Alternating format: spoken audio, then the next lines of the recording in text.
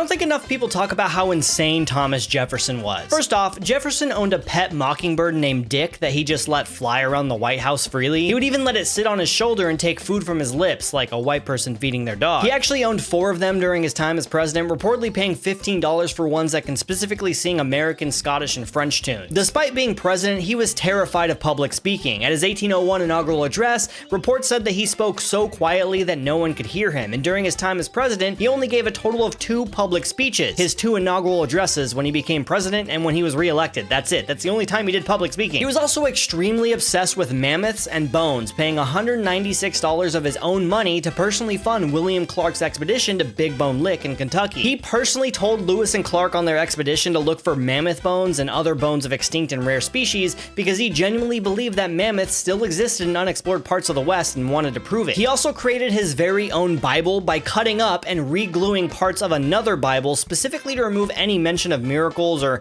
anything that he considered supernatural. His goal was to only include the moral teachings of Jesus Christ, and he would read it nightly before bed. He also had an insane shopping habit and died $107,000 in debt. That's around $3 million in today's money. He built an entire 3-story mansion that looks like 1 story on the outside, with hidden passageways and windowless rooms in order to hide all the enslaved people that he had from guests during parties. But I think the most bizarre fact of all was that he absolutely hated dogs. Despite personally breeding sheepdogs himself, he destroyed an entire generation of them because he said that they were too mischievous. He hung one of his dogs that killed one of his sheeps, and in a letter to a colleague he wrote, "I participate in all of your hostility towards dogs and would readily join in any plan for exterminating the whole race."